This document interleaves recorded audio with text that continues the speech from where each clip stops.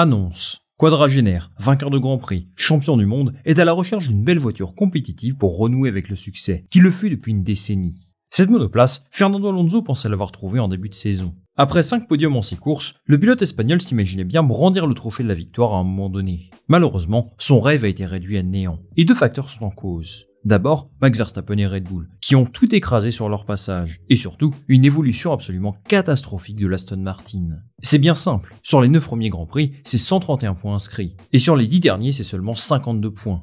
Aujourd'hui, Aston Martin est une écurie de seconde zone, et cette fin de saison 2023 semble particulièrement longue. Alors au vu de tout ça, il y a une vraie question à se poser. Cette chute vertigineuse peut-elle remettre en question l'avenir d'Alonso chez Aston Martin ? Après tout, il est sous contrat avec eux jusqu'à la fin de la saison prochaine, mais au vu de leur déclassement sur ces dernières semaines, peut-il s'orienter vers un autre projet ? Il y a pas mal de rumeurs qui entourent l'avenir de Fernando Alonso, notamment autour de Red Bull, mais aussi celle de son écurie, qui pourrait peut-être repasser le flambeau à un repreneur très ambitieux. Si ça se concrétise, ça aurait évidemment des conséquences immédiates sur l'avenir d'Alonso dans l'équipe. Je vous explique tout ça tout de suite. À l'issue du Grand Prix du Mexique, Fernando Alonso a vu Carlos Sainz lui passer devant au classement. À ce rythme, Lando Norris et Charles Leclerc pourraient bien faire de même, ce qui serait finalement un cruel aveu d'échec pour Aston Martin.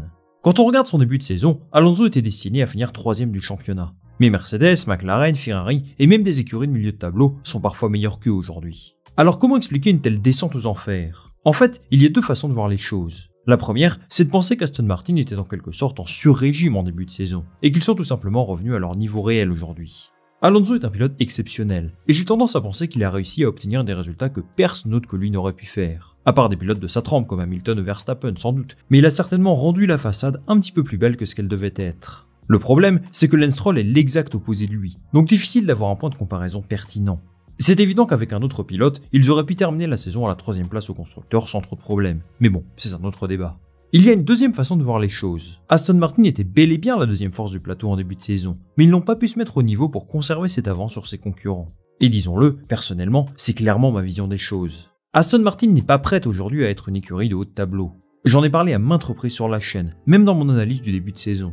Leurs infrastructures ne sont pas encore toutes disponibles, et ils ont développé leur voiture avec des outils qui ne sont juste pas à la hauteur d'une écurie avec ses ambitions. Si vous êtes fan de l'écurie, rassurez-vous, tout ça est en train d'évoluer. Leur nouveau campus est prêt, et là je vous parle de quelque chose du même niveau que Mercedes, Ferrari, etc. C'est ce qui se fait de mieux en F1. Il leur manque encore une nouvelle soufflerie, qui devrait ouvrir en fin d'année prochaine, et qui leur permettra d'atteindre leurs objectifs de développement.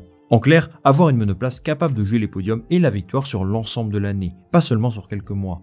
En vrai, leur projet est finalement assez similaire à celui de McLaren. Ils ont tous les deux des limites structurelles, qui ne leur permettent pas de s'imposer dans le haut de tableau sur une saison complète. Vous allez me dire que McLaren est au top en ce moment, c'est vrai, mais ils ont dû sacrifier leur début de saison pour arriver à ce niveau. Pourtant, au contraire d'Aston Martin, eux ont su apporter les bonnes améliorations pour progresser d'une manière assez impressionnante. Du côté du garage de Fernando Alonso, il va sans dire que les évolutions aperçues ces dernières semaines ont été plus que décevantes. Lors du Grand Prix des États-Unis, Dan Fallows, leur directeur technique, promettait un gros paquet d'évolutions qui devait leur permettre de terminer la saison en trombe. Au programme, un nouveau plancher, des évolutions sur le beamwing et pas mal de changements sur la carrosserie. Lance Stroll et Fernando Alonso ont eu des configurations différentes pour pouvoir comprendre quel package avait le plus de potentiel. Le problème, c'est que tout a tourné au désastre. Les 2 pilotes ont été éliminés en Q1, une grande première pour Fernando Alonso. Et si la très bonne course de Lance Stroll le dimanche lui a permis de récolter quelques points, ce n'est clairement pas à la hauteur de ce qu'ils espéraient en arrivant à Austin. Alors il y a 2 explications à ce week-end raté. D'abord, le manque de roulage, tout simplement. À Austin, il n'y a eu qu'une seule séance d'essai libre. Évidemment, c'est trop peu pour tester des améliorations de cette envergure. Alors on peut bien sûr questionner pourquoi ils ont choisi Austin pour amener leurs améliorations. Pourquoi pas Mexico City, dont la configuration du week-end était un format classique. Peut-être parce que le temps presse, et que perdre une 4ème place au constructeur, c'est également perdre de l'argent. Ensuite, et du propre aveu de Dan Fallows, ils ont une très mauvaise compréhension de leurs données en simulateur. Il explique que cette saison, leurs données ne correspondaient tout simplement pas à ce qu'il se passait en piste. Par exemple, ils pensaient que leurs améliorations allaient les aider à progresser dans les virages rapides, alors que c'est l'inverse, ils étaient plus performants dans les virages lents. Sans entrer dans le détail de chaque évolution, là, son analyse de la situation allait suggérer une chose. Aston Martin n'a pas du matériel suffisamment performant pour comprendre ce qui est le mieux pour sa monoplace. Et on en revient finalement au constat précédent, à savoir qu'ils ont des grosses lacunes structurelles. Aston Martin doit progresser sur cet aspect. Est-ce que ça passe par un meilleur recrutement ou par des investissements dans du nouveau matos ? En vrai, je n'en suis pas certain. Mais le mot-clé dans tout ça, c'est patience. Lance Stroll vise de se battre pour le championnat en 2025 ou 2026, alors laissons-le cuisiner tranquillement, et on fera les comptes à la fin. Justement, la transition est belle pour vous parler d'une rumeur qui agite le paddock depuis quelques semaines. Aston Martin est-elle à vendre ? Ce n'est pas le cas si l'on en croit Lawrence Stroll, mais il a bel et bien confirmé aux médias spécialisés F1 Insider qu'il a reçu des propositions. Et l'une d'entre elles pourrait bien venir de l'un de leurs propres sponsors. Vous devez certainement connaître la compagnie pétrolière Aramco. Cette entreprise est possédée par l'État d'Arabie Saoudite et elle accompagne Aston Martin dans son développement depuis l'an dernier. Toujours selon le même média, une offre de 800 millions de dollars aurait été envoyée à Lawrence Stroll pour le convaincre de vendre son écurie à l'Arabie Saoudite. Alors je ne suis pas dans les confidences de ces négociations, mais ce scénario est plausible. L'Arabie Saoudite est un acteur majeur du sport international aujourd'hui. Le fonds d'investissement public saoudien, qu'on appelle plus communément le PIF, a publié une stratégie de développement baptisée Vision 2030. Celle-ci vise à diversifier l'économie du pays à travers de grands investissements, et le sport est clairement l'un de ses piliers majeurs. Si vous suivez le football, vous avez sans doute vu le départ de beaucoup de joueurs évoluant en Europe vers l'Arabie Saoudite, mais aussi la très probable organisation de la Coupe du Monde en 2034. En Formule 1, le circuit de Jeddah est au calendrier depuis 2021. Tout ça fait partie d'un projet global, et ce n'est donc absolument pas une surprise de les voir s'intéresser au rachat d'Aston Martin. Alors un État qui possède une écurie de F1, ce serait quelque chose d'assez fou. Et si ça venait à arriver, je ferai une vidéo sur le sujet, bien évidemment. Mais j'ai quand même du mal à imaginer Lawrence Stroll quitter le navire dès maintenant. Une écurie de Formule 1 est une entreprise comme une autre, et Stroll est avant tout un businessman. S'il voit qu'il y a une opportunité de gagner de l'argent, de faire une grosse plus-value, eh bien peut-être qu'il pourrait céder à la meilleure offre. Il y a également la possibilité pour lui de vendre l'entreprise au groupe chinois de Geely, qui possède déjà 17% du groupe Aston Martin. Mais honnêtement, je n'ai pas vraiment envie d'y croire. Quoi qu'on puisse penser de lui, Lawrence Stroll reste un amoureux de l'automobile, et j'ai la sensation que gagner en Formule 1 est l'un de ses plus grands rêves. Il a investi énormément d'argent pour qu'Aston Martin en soit là aujourd'hui, et il y a une progression nette depuis qu'il est là, sportivement comme économiquement.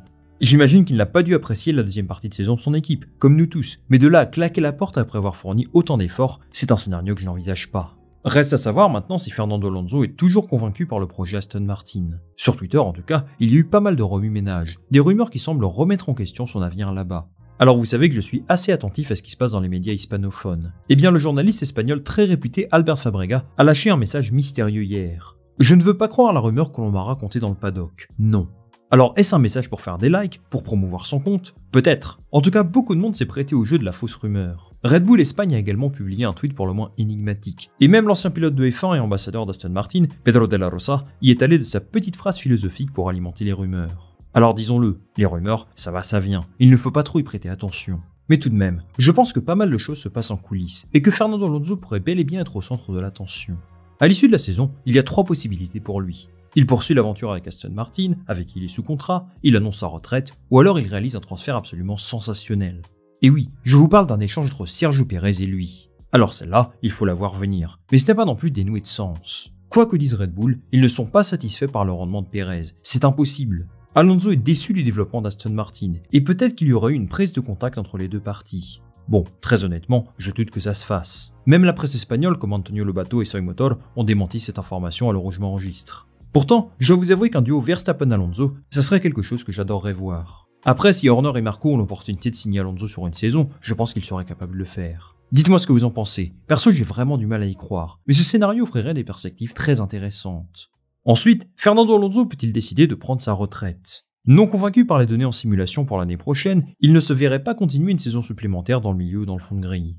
Je pense qu'effectivement, pour garder un pilote comme lui, il faudra apporter des garanties sportives, et il a besoin de voir que la monoplace va progresser. Mais même si Aston Martin perd en performance la saison prochaine, je n'imagine pas prendre sa retraite. Il est clairement meilleur qu'un très grand nombre de pilotes sur la grille, il a encore de belles années devant lui, donc non, je ne crois pas que ça arrive. Ce qui est le plus probable, c'est qu'il reste chez Aston Martin la saison prochaine. Par contre, s'il voit que la monoplace est toujours aussi faible, eh bien peut-être que son management s'activera pour lui trouver une place dans une autre écurie. Peut-être chez Red Bull, ou ailleurs. En tout cas, il animera la Silly Season l'année prochaine, sans aucun doute.